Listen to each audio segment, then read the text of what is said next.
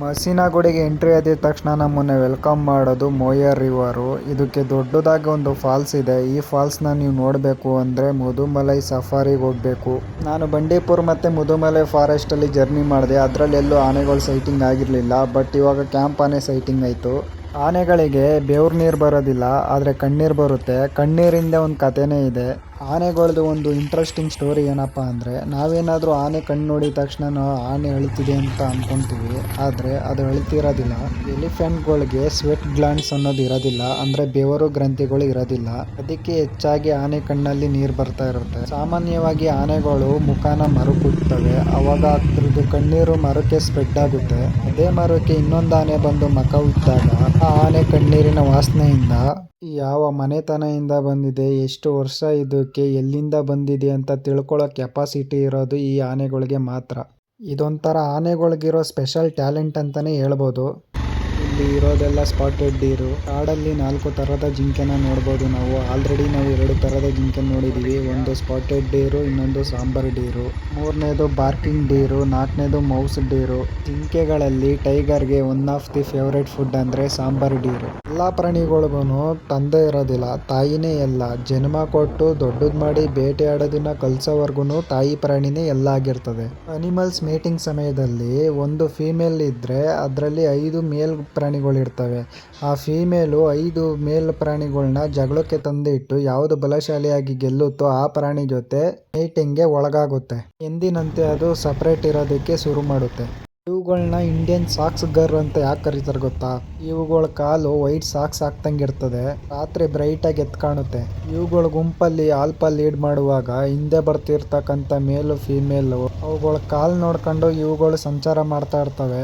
ಇದಕ್ಕೆ ಅವುಗಳನ್ನ Indian socks ಗರ್ ಅಂತ ಕರೀತಾರೆ. The most dangerous animals in the forest ಅಂದರೆ ಕರಡಿ. ಕರಡಿ ಅಂದರೆ ಟೈಗರ್ಗೂ ಭಯ ಗುರು. ಇವರು ಗಾಡಿ ಕಿರಿಸ ಅವ್ರ ಜೊತೆ ಮುಂದಕ್ಕೆ ಹೋಗಿದ್ರು. ಬೇಗ ಮುಂದಕ್ಕೂ ಗಾಡಿ ತಿರ್ಸ್ಲಾ, ಮರ ಅಡ್ಡ ಇದೆ. ಕರಡಿ ಪ್ಯೂರ್ ವೆಜಿಟೇರಿಯನ್ ಅಂತಲೇ ಹೇಳ್ಬೋದು. ಆದರೆ ಇವಾಗ ಗೆದ್ಲನ್ನ ತಿಂತೈತೆ.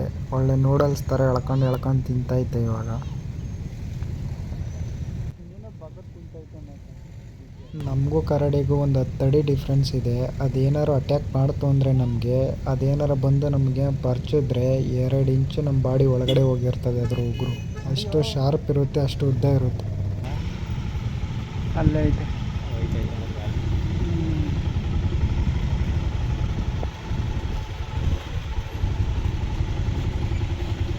ನೋಡ್ರಿ, ಇಲ್ಲಿ ಕತ್ಲಲ್ಲಿ ಕಾಣಲೇ ಇಲ್ವಲ್ಲ ಗುರು. ಅದು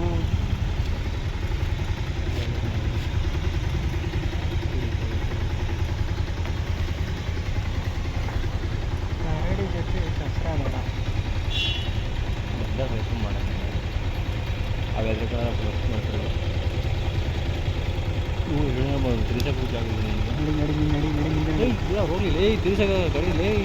ಲೈಕ್ ನಡಿಲ್ಲ,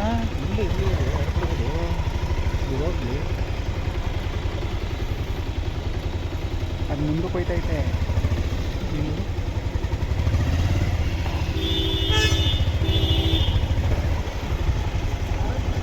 ಕರಡಿ ಬೇರೆ ಪ್ರಾಣಿಗಳ ಥರ ಶಾರ್ಪ್ ಅಲ್ಲ, ಸ್ವಲ್ಪ ಮಂದ, ಸ್ವಲ್ಪ ಕಿವಿ ಕೇಳಿಸೋದಿಲ್ಲ, ಅದಕ್ಕೆ ಕಣ್ಣು ಮಂಜಾಗಿರ್ತದೆ. ಆದರೆ ಯಾವ ಪ್ರಾಣಿಗೂ ಎದುರಲ್ಲ ಅದು ಬೇಟೆಯಾಡಲ್ಲ. ಪ್ಯೂರ್ ಸಸ್ಯಾಹಾರಿ ಆಗಿರೋದ್ರಿಂದ ಅದು ಯಾವುದಕ್ಕೂ ತಲೆ ಕೆಡಿಸ್ಕೊಳ್ಳೋದಿಲ್ಲ. ಅದ್ರದ್ದೇ ಆದ ಒಂದು ಲೋಕದಲ್ಲಿರುತ್ತೆ.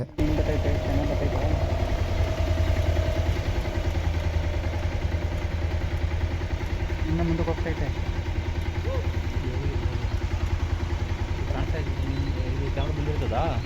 ತಿರುಸಿ ಆ ಕಡೆ ಕೇಳ್ತೀನಿ.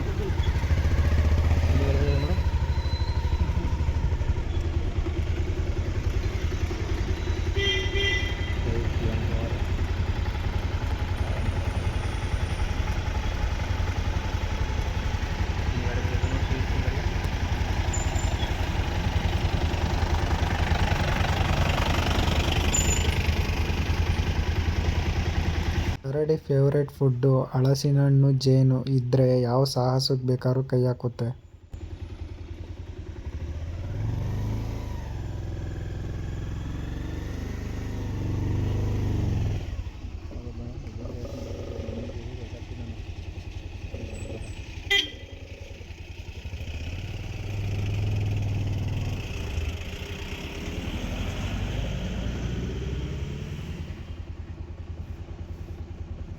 ಫೋನ್ ತಗೋ.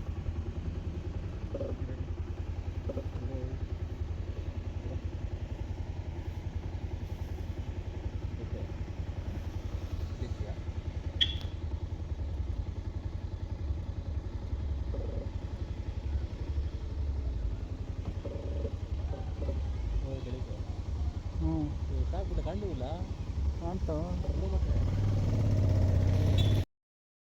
ಹುಲಿ ನೋಡೋಕೆ ಬಂದು ಕರಡಿ ನೋಡಿದ್ವಿ, ಸ್ವಲ್ಪ ಆದರೂ ಸಮಾಧಾನ ಆಗಿದೆ. ಈ ವಿಡಿಯೋನ ಇಲ್ಲಿಗೆ ಎಂಡ್ ಮಾಡ್ತಿದ್ದೀನಿ. ನೆಕ್ಸ್ಟ್ ವೀಡಿಯೋದಲ್ಲಿ ಸಿಗ್ತೀನಿ. ಅಲ್ಲಿವರೆಗೂ ನನ್ನ ಚಾನಲಲ್ಲಿರೋ ವೀಡಿಯೋಸ್ನ ನೋಡ್ತಾ ಇರಿ. ಲೈಕ್ ಮಾಡಿ, ಶೇರ್ ಮಾಡಿ, ಸಬ್ಸ್ಕ್ರೈಬ್ ಮಾಡೋದು ಮಾತ್ರ ಮರಿಬೇಡಿ. ಹೀಗೆ ಸಪೋರ್ಟ್ ಮಾಡ್ತಾ ಇರಿ.